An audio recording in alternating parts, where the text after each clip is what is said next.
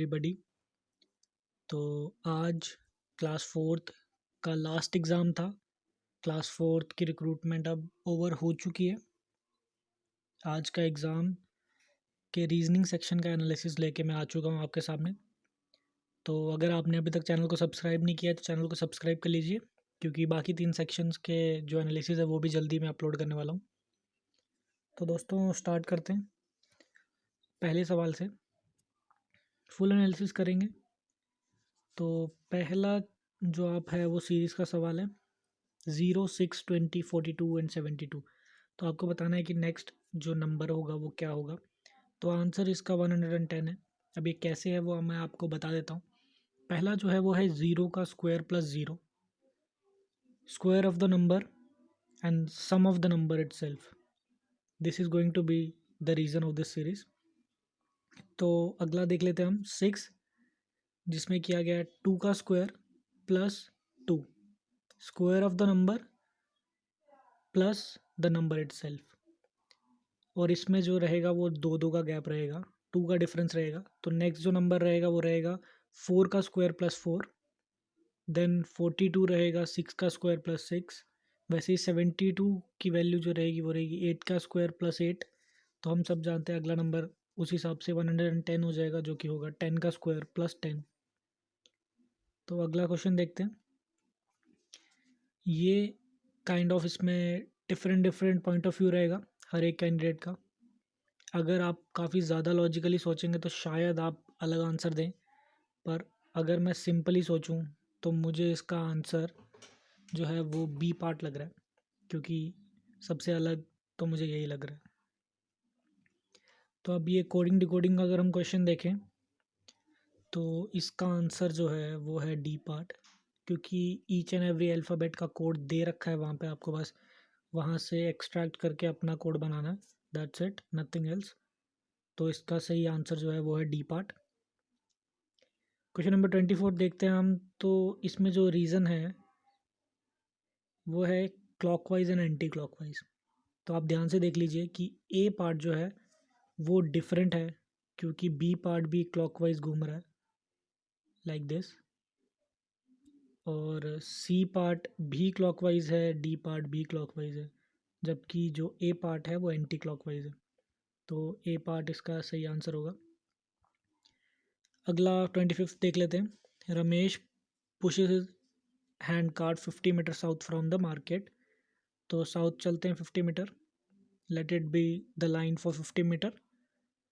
He then takes a U turn and pushes his cart for 25 metre, U turn लेके 25। Ramesh then takes a right turn and pushes his cart 30 metre. तो ये ले लीजिए आपकी ये 30 metre की line हो गई। ये आपकी उसकी इनिशियल पॉइंट थी जो मार्केट था। In which direction is Ramesh from the market. अब इसको आप डायरेक्शन बना के north, east, west and south कर सकते हैं। तो आपको यहाँ से पता चल जाएगा कि इसका आंसर सही है बी पार्ट, वो साउथ ईस्ट डायरेक्शन में एंड कर रहा है फिलहाल। अगला क्वेश्चन देखते हैं 26। Select the alternative that will make the second pair.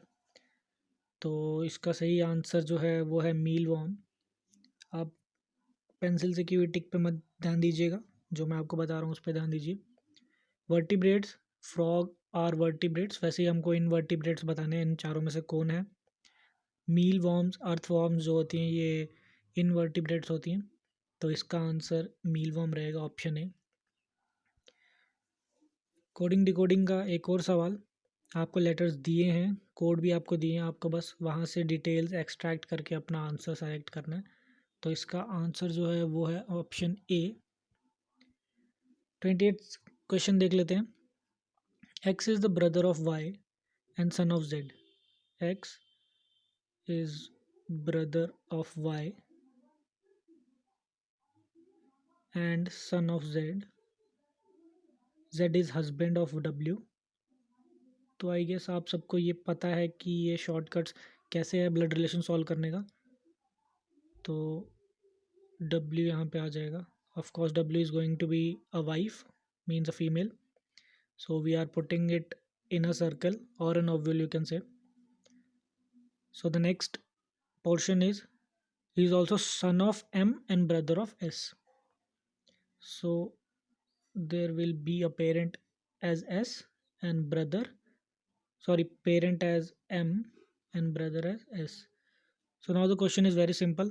Who can be the brother-in-law? S is the brother-in-law for W. So right answer is going to be option B, S. अगला question देख लेते हैं. ये आपको इसमें से find करना है कि which letter represent those scientists who are not artists. Right answer is option D, F. F are the scientists who are not artists. तो देख लेते हैं F कहाँ पे है. F ये साइड पे है. Except F, everyone is falling in the category of artist. So F जो है वो हमारा साइंटिस्ट की कैटेगरी में फॉल कर रहा है बट आर्टिस्ट की कैटेगरी में फॉल नहीं कर रहा है. तो ये इसके लिए आपको पेन पेपर की भी ज़रूरत नहीं थी. काफ़ी सिंपल और आपके सामने आंसर है इसका, ऑप्शन डी, एफ. अगला क्वेश्चन देख लेते हैं. आपको कंटिन्यूटी में सीरीज़ कंप्लीट करनी है फिगर की. तो गाइज मैं आपको लॉजिक इसका बता दूं. पहले आपको इनर फिगर की साइड्स फाइंड करनी है. इसमें जैसे कि है 1, इसमें 3, इसमें 5. So the next figure of the series is going to be a figure which will have sides n is equals to 7. तो वैसे ही हम बाहर की भी कैलकुलेट कर लेते हैं. It is starting from 3. The next figure has 5 sides. The next figure has 1 2 3 4 5 6 7 sides. So the next figure which you have to find will have 9 sides. तो आप ऑप्शन में चेक कर सकते हैं कि किसकी आउटर फिगर में 9 साइड्स हैं और इनर फिगर में 7 साइड्स हैं. तो इसका जो राइट आंसर है वो है ऑप्शन ए. आप अपने क्वेश्चन पेपर पे ज़रूर चेक कर सकते हैं. Question number 31. Select the alternative that will replace the question mark in the analogy. T is to cup as water is to tank. काफ़ी सिंपल था. मुझे नहीं लगता आपको ज़्यादा तकलीफ हुई होगी ये सवाल में. अगला सवाल देख लेते हैं. What number should come next in the series? So देख के आपको समझ आ ही रहा है that answer is 35. दोस्तों ये जो सवाल है थोड़ा ट्रिकी ज़रूर था. इस सवाल में ज़रूरी नहीं है कि एक रीज़न ही आपका सेटिस्फाई करे. So I am going to tell you my reason जो मुझे लगता है. मेरे हिसाब से इसका आंसर जो है वो ए पार्ट होगा. क्योंकि आप अगर देखेंगे कि जैसे इस जो सेक्शन है इसमें there are 3 undivided portions. Like वो जो सर्कल है उसमें लाइन नहीं है और ऐसे सर्कल 3 है. जबकि उसके सामने जो पोर्शन है उसमें भी 3 सर्कल हैं जिसमें लाइन नहीं है, जिसमें डिवाइड नहीं किया हुआ. जबकि उसमें एक ऐसा सर्कल है जिसमें डिवाइड किया है और उसके सामने 2 ऐसे सर्कल है जिसमें डिवाइड किया है. तो अगला अगर हम देखें ये इसमें 4 ऐसे सर्कल हैं जिनको डिवाइड नहीं किया है और उसके सामने में 2 ऐसे सर्कल हैं ये. और अगर देखा तो 1 एक ऐसा सर्कल है जिसमें इस पोर्शन में एक ऐसा सर्कल है जिसको डिवाइड किया है और उसके सामने 2 ऐसे सर्कल हैं. उस लॉजिक के हिसाब से आप अपना सोल्यूशन निकाल सकते हैं. अगर आपको कोई और एक लॉजिक लग रहा है जो मोर प्रोमिनेंट है इस क्वेश्चन के लिए और मोर प्रॉमिसिंग आपको लग रहा है तो आप ज़रूर कमेंट सेक्शन में लिख के बताइए कि आपको क्या लगता है कि इसका आंसर क्या होगा और इसका लॉजिक क्या रहेगा. विद लॉजिक प्लीज़ एक्सप्लेन कीजिए ताकि मुझे भी समझ आए अगर मैं कहीं पे गलत हूँ. और जो बच्चे इस वीडियो को देख रहे हैं और कमेंट सेक्शन पढ़ रहे हैं उनको भी ये ज़रूर समझ आए. तो अगला सवाल देख लेते हैं. In a certain code if manages code is as GICPCO then how is strive coded in that code. Coding decoding का अगेन ये क्वेश्चन था तो मैं आपको इसका करेक्ट आंसर बता देता हूँ. इसका करेक्ट आंसर जो है वो है ऑप्शन डी, GXKTVU. ये इसका करेक्ट ऑप्शन है. तो रीज़न बताने की ज़रूरत नहीं है क्योंकि काफ़ी आसान टॉपिक है कोडिंग डिकोडिंग. आप सीरीज़ बना के कर सकते हैं कि कितने का जंप है from a following alphabet to the coded alphabet. Question अगला देख लेते हैं। Kavya is the daughter of Priyali's father in law only son Mahesh, how is Priyali related to Kavya. मैं आपको इसका आंसर बता देता हूँ दोस्तों। इसका आंसर है ऑप्शन सी, मदर। हम इसका ट्री बना के देखते हैं। Kavya is daughter of Priyali, Kavya is daughter of Priyali. मुझे लगता नहीं है दोस्तों इसमें कुछ आपको ट्री बनाने की ज़रूरत है। एक फन फैक्ट बताऊंगा इसमें मैं आपको इसके लिए। How is Priyali related to Kavya? I guess all of us know that Priyali and Kavya both are female, और आपके चारों ऑप्शंस में जो फीमेल्स वाला ऑप्शन है वो एक ही है, दैट इज़ मदर। तो ये काफ़ी आसान सवाल हो गया। मुझे लगता नहीं इसके लिए ट्री बनाने की भी ज़रूरत थी हमको।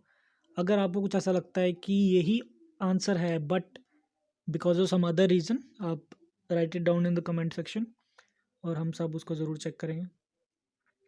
अगला सवाल देखते हैं। Radha and Rahul have two children, Divya and Simi. Divya got married to Anuj who is son of Madhu and Ramu. Ramesh is the daughter of Anuj. Anuj sister Suma got married to Subodh and Tarun and Aman are their son. इन दोनों के बेटों का नाम तरुण एंड अमन है। Tarun is the grandson of Madhu and Ramu. How is Divya related to Suman? It should be Suman I guess, और सुमेक्स। एक सेकेंड, फिर से क्वेश्चन पढ़ लेते हैं। Divya married to Madhu and Ramesh is the daughter of Anuj. Anuj sister of Suma, या तो थोड़ा सा मिसप्रिंट है, सुमा होगा इसका, सुमा नॉट सुमक्स।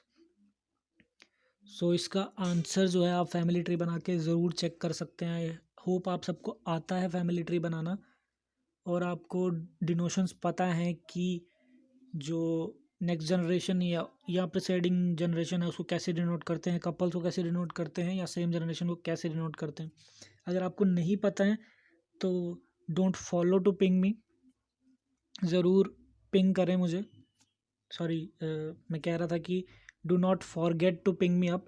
मैं ज़रूर उसका रिप्लाई दूंगा। आप कहीं पे भी यूट्यूब के कमेंट सेक्शन में, या मुझे आप मैंने जीमेल आईडी दे रखी है अपने अबाउट में, आप मुझे मेल भी कर सकते हैं। मैं I will be more than happy to share my experience on it. मैं आपको ज़रूर सिखाऊंगा। तो दोस्तों इसका जो सही आंसर है वो है option C, sister in law. अगला सवाल देखते हैं। What number should come next in this series? तो इसका आंसर जो है वो है ऑप्शन ए, 588। अगला सवाल देख लेते हैं। Question number 38। R start from north, after while he turns to his right and continue walking. Then इसका आंसर जो है वो है option D, west. Question number 39। S and R both start from the same point and in the same direction. S turns to her left and R to his right. S walked for 5 kilometers in the direction which she turned, and on that side R stopped for some time and then walked for only 3 kilometers. Then S turned to her left and R to his right. Then they walked 15 kilometers and 9 kilometers ahead respectively. What is the minimum distance between S and R? तो दोस्तों ये काफ़ी ज़्यादा word problem based question है। Words के साथ खेला गया है, एंड ओनली में ही खेला गया है ये। अगर आपको ये अच्छे से समझ आ जाएगा तो आप आंसर ज़रूर उसका पता लगा लेंगे। आंसर है इसका ऑप्शन बी, 10। एक्सप्लेनेशन अगर किसी को चाहिए इसकी तो ज़रूर कमेंट सेक्शन में बता दीजिए। मैं वीडियो ज़्यादा लंबा नहीं करना चाहता, इसलिए मैं आपको जल्दी जल्दी ऑप्शन बता रहा हूँ। तो लास्ट सवाल रीजनिंग सेक्शन का आपका। अगर आपने अभी तक चैनल को सब्सक्राइब नहीं किया तो ज़रूर सब्सक्राइब कर लीजिएगा, क्योंकि जो आपके बचे हुए 3 सेक्शन है उसका भी एनालिसिस मैं जल्दी लेके आने वाला हूँ। तो स्टे ट्यून्ड फॉर दैट।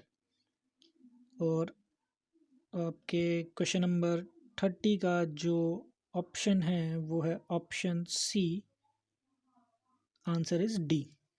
ये आप देख के भी बता सकते हैं। You have to find out which alphabet represents those candidates who are educated in computer know rules and regulations of the office but are not graduate. तो दोस्तों ये जो आपका 27 को एग्ज़ाम हुआ था ये उसका सवाल आया है, बट थोड़ा सा चेंज है, थोड़ा वेरी है। तो आप देख सकते हैं कि D is only that portion जो कि जिन एजुकेटेड हैं कंप्यूटर्स में और रूल्स भी जानते हैं, but they are not graduate. तो दोस्तों ज़रूर बताइएगा वीडियो आपको कैसा लगा, और स्टे ट्यून, क्योंकि मैं जल्दी से जल्दी आपके लिए बाकी जो सेक्शंस हैं आपके उसका एनालिसिस लेके आने वाला हूँ। All the best for your results.